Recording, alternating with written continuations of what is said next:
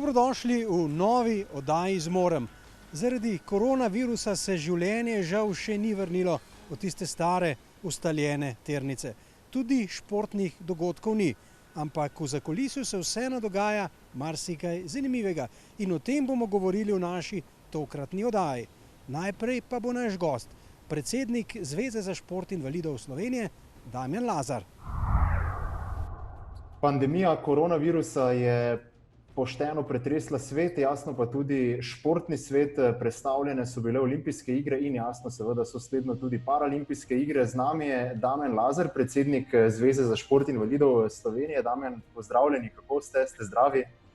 Pozdravljeni, hvala za lepe želje. Nekako se držimo v karanteni, tako da smo na varni strani še vedno. Ja, verjamem, da imate kljub karanteni kar precej gneče. Kaj pomeni sama predstavitev paralimpijskih iger na leto 2021, tako za samo zvezo, kot tudi za tekmovalce? Ja, nekako imate prav, da smo zadnje dni zelo aktivni. Moram reči, da je moj delovnik glede na epidemijo kar pester. Kar se tiče pa paralimpijskih iger, se pa strinjamo s tem, da so se paralimpijske igre premaknile.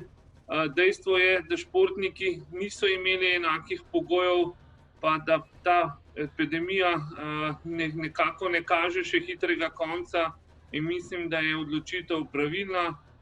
Zagotovo pa to potegne za seboj kar nekaj finančnih in organizacijskih podvigov, ampak mislim, da so v prvem planu športniki in prav je, da se vse prilagodi športnikom in njihovim najboljšim rezultatom. Kaj pa pomeni v bistvu predstavitev za športnike? Nekateri bodo naslednje leto starejši, mlajši bodo imeli več izkušenj, to je kar kočljivo. Ja, to je v bistvu vaša pravilna odločitev, mislim, ugotovitev. Dejstvo je, da bodo morali starejši vztrajati še eno leto. Marsikateri športnik se je nekako videl v septembru že na dopustu, nekako zaplaval v druge vode. Dejstvo pa je, da bo zdaj potrebno tem predvsem starejšim športnikom stisniti še eno leto. Potrebovali bojo kar nekaj motivacije, prilagoditve. Po drugi strani bodo pa mlajši dihali za ovratnik, poskušali jim konkurirati, morda tudi komu prevzeti to mesto potnika na paralimpijske igre. Dogajalo se bo marsikaj. Ja, kar pa se tiče Slovenije, pa bi se letos dogajalo marsikaj. Koledar je bil zelo poln, nekaj pomembnih turnirjev bi Slovenija gostila, tako kot vsako leto v Laškem, namiznoteniški turnir, pa tudi kvalifikacijski turnir za paralimpijske igre, pa če sem si prav prebral tudi Evropsko prvenstvo v strelstvu. Kaj vse to pomeni za ta tekmovanja? Se bo vse skupaj prestavilo na naslednje leto? Ste že razmišljali o novih datumih? Ja, mi smo v bistvu na teh projektih delali več kot leto dni. Mi smo bili čisto v zaključni fazi, tako da bi se lahko ta tekmovanja odvijale že za nas v bistvu v teh dneh. Žal pa je posegla epidemija vmes, tako da smo vse dogodke nekako prestavili. Imeli smo organizacijo prvega mednarodnega turnirja, ki se bi naj odvijal v namiznem tenisu za kvalifikacije za Tokio. Žal se ga ne bomo gostili v letošnjem letu. Zadeva je v tej fazi dogovorov, da bi se ta turnir nekako premaknil v drugo leto, v mesec april. Prav v teh dneh se pogovarjamo in dogovarjamo z vsemi deležniki, kako in na kakšen način bi to izpeljali. 17. mednarodni turnir je nekako želja, da bi se organiziral v mesecu septembru. Določeni so že datumi, gre za drugo polovico septembra. Jaz upam, da bo do takrat svet primerno pripravljen na tak velik športni dogodek. Evropsko prvenstvo se pa planira v drugi polovici meseca novembra. Datumi so znani, objave v mednarodnih biltenih so tudi že nekako izšle, tako da mislim, da bodo to datumi, ki ustrezajo vsem deležnikom. Dejstvo pa je, da mora biti zato tudi ta epidemija pod kontrolo. Ja, torej bo tudi druga polovica leta 2020 nekako obrnjena na glavo. Če sklepava, da bo epidemija pod kontrolo, kaj vse skupaj pomeni tudi za državna prvenstva, kajti tudi državna prvenstva so zelo pomembna. Ja, naš Žiga, strokovni sodelavec na tem področju, ima kar precej dela. Nekako usklajevati koledarje z vsemi regionalnimi prvenstvi in na to izvesti še državno prvenstvo. V tem trenutku v bistvu enoznačnega odgovora na to vprašanje nimam. Verjetno vsa državna prvenstva ne bomo mogli izpeljati v letošnjem letu. Potrebno bo veliko prilagoditve. Tako kot sem že prej omenil, bo pa potrebno tudi zagotoviti te zdravstvene pogoje, tako da nam na tem področju nas čaka kar nekaj izzivov. Ja, nekako se podobno dogaja tudi po svetu. Bili ste v kontaktu s predsednikom Mednarodnega paraolimpijskega komiteja Andrejem Parsonsom. Kaj vam je on sporočil? Ja, gospod Parsons se je oglasil in ga je zanimalo v bistvu situacija v Sloveniji. On je nekako Slovenijo zapisal si kot ena lepa destinacija, organizirana tudi na področju športa in na področju športa invalidov. Prepričan sem, da je v 6 dneh, kolikor je bil pred 2 letoma pri nas na obisku, da dobro spoznal Slovenijo in njihov športni, se pravi naš športni ustroj. Zanimalo ga je predvsem, kakšno je stanje, kaj to pomeni za parašport v prihodnje, predvsem, če potrebujemo kakšnokoli pomoč pri premestitvi organizaciji teh 3 prvenstv. Tako da predvsem je šlo za pomoč in nekako podporo strani naše krovne organizacije. Ja, gospod Lazar, hvala za vse besede, hvala gospod predsednik in držimo pesti tudi vsi v ekipi Zmorem, da se vse skupaj čim prej vrne v tiste normalne tirnice. Ja, tudi vam vse dobro, predvsem pa našim športnikom, da nekako zdržijo v tem karantenskem okolju. Prepričan sem, da bojo priložnosti in športni dogodki še v prihodnje krojili tako naše ime in njihove športne presežke. Hvala lepa. V teh dneh je za vse nas pomembno, da ohranjamo tisto vsakdanjo rutino. Športniki pa morajo ohranjati pripravljenost, tako psihično kot fizično. In ravno o tem se je z Nino Ivanc, trenerko plavanja, pogovarjal Klemen Vozelj. Ja, spremenila se je predvsem ta dnevna rutina, okrnjene so možnosti za vadbo, omejeni so socialni stiki. Se mi zdi, da se je pa nekako poglobil odnos s trenerjem. Trener vadeči na malo bolj sproščen osebnostni nivo. V bistvu, kar se tiče glede te suhe vadbe, so plavalci, ki tekmujejo, že prej izvajali treninge doma in treninge na suhem, tako da to nekako izvajajo po ustaljenem programu z malo povečanim obsegom, ker seveda nimamo bazenskega dela. Potem dodali smo tudi objave preko Facebooka in Instagrama, objavljamo videe z vajami, posnetke, posebne izzive, treninge pošiljamo preko e-maila.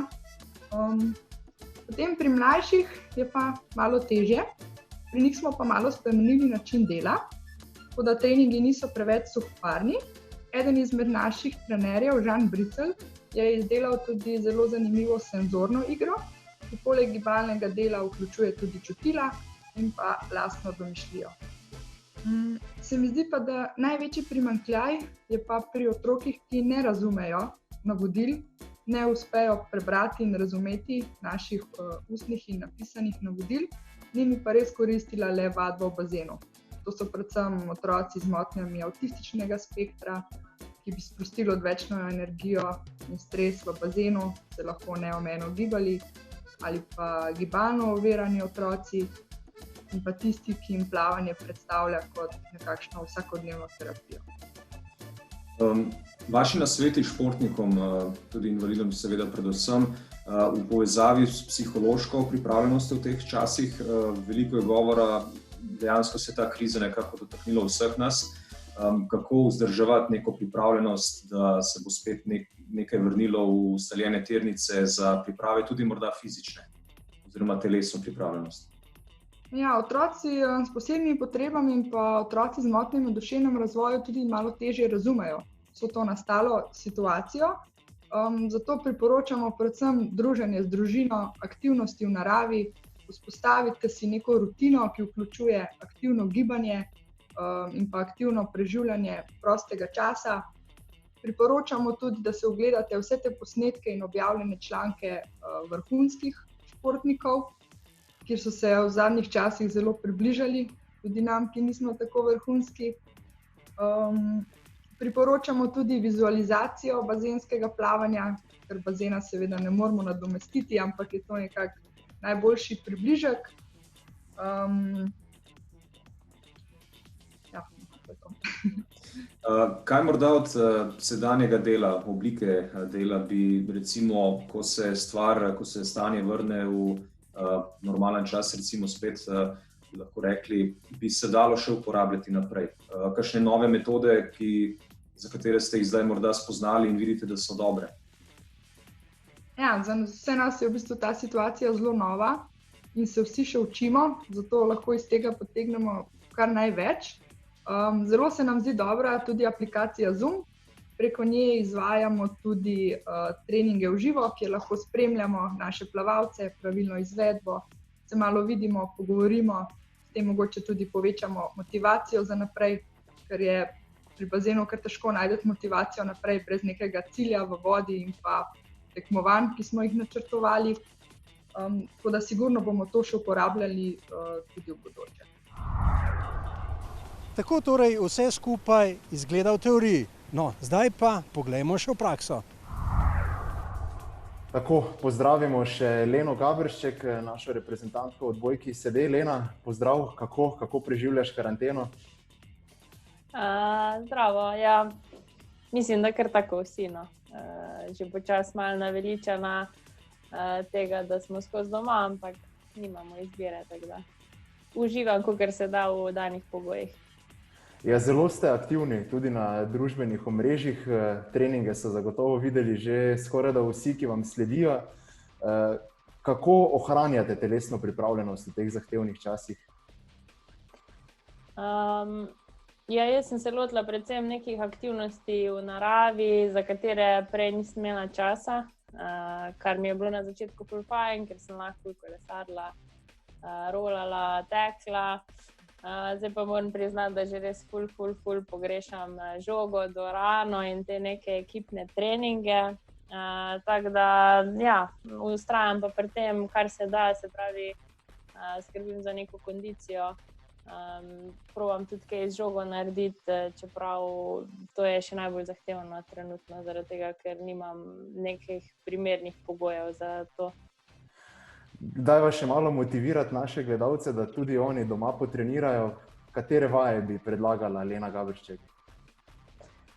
Ja, jaz mislim, da najboljše iti v naravo, no. Zdaj, vem, da nekatere občine so tako majhne, da je to misija nemogoče se fejst rekreirati v zunji, ampak jaz predlagam kakršnokoli dejavnost na svežem zraku, po možnosti v gozdu. Meni to ful paše in ful koristi, kak tek, po možnosti kolo, jaz rada rolam.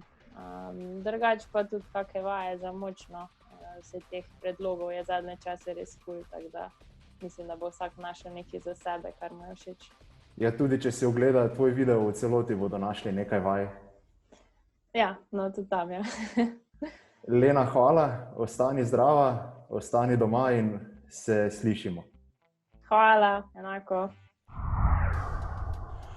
Pandemija koronavirusa je pošteno spremenila tudi življenja športnikov. Matic Keržan je z mano, naš reprezentant v odbojki sede. Matic, pozdrav, kako si? Si zdrav? Ja, pozdravljeni vsi skupaj. Jaz sem ful v redu, mislim, hvala Bogu sem zdrav, sem imel neko poškodbo, ampak to je moja slaba navada, da sem preveč hiter v nekih stvarih in potem se poškodujem, ampak je drugače vse v redu. Vi ste zdravi vsi? Ja, vsi smo zdravi, hvala. Povej mi, kako je ta trenutna situacija spremenila tvoj vsak dan? Tako bom rekel, no, moj vsak dan ta situacija niti nekaj preveč spremenila, samo treningi so se oddaljili. Zdaj se bo pokazalo, kdo je ta pravi športnik, ki dela tudi doma, ne samo na treningu in da pride na trening zato, ker mora priti na trening, ampak tudi da pokaže doma, da to zmore. Matic, povej nam, kako izgleda tvoj trening, kako ohranjaš telesno pripravljenost? Moja telesna pripravljenost je taka, da zjutraj vstanem, nekaj pojem, malega pojem, potem grem v službo, sem v službi 8 ur, pridem domov, nekaj tudi pojem in potem grem laufat, grem na fitness. Hvala Bogu, imamo pri nas doma tak oseben fitness, kot da ne hodim nikamor v tem primeru. Čim manj druženja, čim več samodiscipline, da si lahko pri tem aktiven. Zdaj pa moramo omeniti nekaj, kar je tudi razlog, zakaj sem te poklical video na Facebooku in mislim, da bodo vsi veseli, če glede na ta video tudi daš nekaj nasvetov, kakšen v bistvu mora biti trening. Ja bi se tukaj rad najprej enkrat zahvalil Mitjetu Boltežaru, ki je to posnel. Kar se tiče treningov, bi dal vsem en tak nasvet, da se pač usedejo dol, da spišejo enotedenski trening, se pravi, če imajo zjutraj čas ali pa če ga nimajo, da naredijo 5 do 6 vaj, 30 ponovitev, 3x10, kar se tiče teh treningov. To je odvisno od njihovih zmožnosti, kaj lahko naredijo, ne si prilagodijo trening sebi, ne si preterati, v tem primeru so poškodbe slabe. Tukaj moramo doma biti disciplinirani, se pravi, kar se tiče poškodb, pa ne smemo kaj preveč drugih stvari delati, ki jih pač nimamo trenerja zraven ali nikoga, ki je izkušen na tem področju. Tako da držite se vsi, trenirajte doma, pazite na sebe in to je to. Čas karantene prav gotovo ni prijetna izkušnja za nikogar, ampak različni posamezniki se na različne, tudi zelo zanimive načine spopadajo s tem neprijetnim obdobjem. Poglejmo, kaj v teh dneh počenjajo naši športniki. Karantena je lahko tudi odlična priložnost za pridobivanje novih spretnosti oziroma za izpopolnjevanje starih. Parasmučar Jernej Slivnik se je v tem času tako posvetil pripravi tort in ostalih sladkih dobrot. Tudi tenisač Marino Kegel je veliko časa preživel v kuhinji in postal pravi strokovnjak za peko kruha.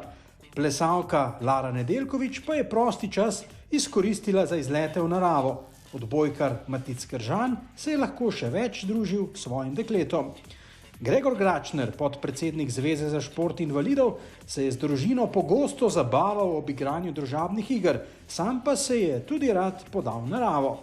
Košarkar Robi Bojanec pa je tudi v času karantene pridno izpolnjeval svoje službene obveznosti. Tako, prišli smo skorajda do konca nocojšnje oddaje. V zadnjem času smo lahko zasledili nekaj zelo optimističnih novic. Slovenci se namreč zelo uspešno soočamo s koronavirusom in zato vsi skupaj upajmo, da se bomo kmalu vrnili tudi na športna tekmovališča.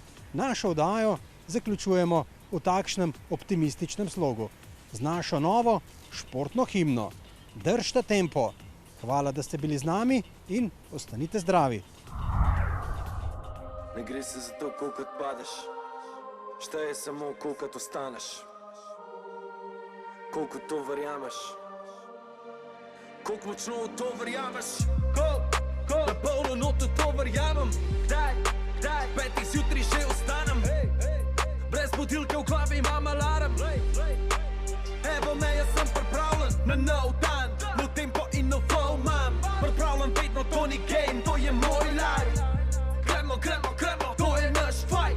Skupaj pišemo legendo, to je naš cajt. Dan se ga hara, vide ste vara, klej se ne špara, polna dvorana, čaka na zmaga. Moje srce, moja država, moji ljudje, moja zastava. Stisnem zobe, do konca se gre, tukaj se čudež že čara. Čutiš, kaj se dogaja, ta povezava med nami obstaja. Tale trdnjava se zdaj osvaja, hala bo spet ropotala. Sam to, gremo skup do finala. Sam to, gremo skup do pokala. Koliko verjameš noto to, koliko verjameš da lahko, a daješ noter 100%. Jaz verjamem tako močno, ne uname se ne bo, prehajam po zlato, sam tempo. Drž, ta tempo, drž, ta tempo, drž, drž, ta tempo, drž, ta start, včasih ne zbiraš kart. Še kolikrat bo mogel nazaj na štart. Alej naprej, kar boje, pust od zad. Poglej srce, noter skriva se prvak. Cajte za proti napad, na koncu teme je light. Mogoče zgubil sem bitko, sam bom dobil ta fight. Mam to volo in mind, jaz mam kontrolo in grind. Mam za sabo ekipo, vsi imamo isti vibe. Boljši ka average shit, naš tempo je savage kid. Kad dam noto vse, kar mam nastane, tak magic trick. Levi krik, kar vidiš je levi ring. Vse kar vidiš in slišiš je noto menolim. Štenge do štenge, vse do legende, tempo visoka, triglavske scene. Dneve in tedne in mesece in leta, vse do atleta. Čelah jaz, palah to ti, evo štafeta za nove ljudi. Prišel bo stit sem energy, prišel bo stit sem legacy. Kolik verjameš noto to, kolik verjameš da lahko, a daješ noter 100%. Jaz verjamem tok močno, ne uname se ne bom. Prehajam po zlato, sam tempo. Drž, ta tempo, drž, ta tempo, drž, tempo, drž, drž, ta tempo, drž, ta tempo, drž, tempo, drž, drž, ta tempo, drž, ta tempo. Verjam, da slej ka prej pride tu tvoj moment, no. Drž, ta tempo, drž, ta tempo. Verjam, da slej ka prej pride tu tvoj moment, človek. Lega, fan gre, kolikrat stisnuje zobe. Lejo, punca gre, te poklajo v srce.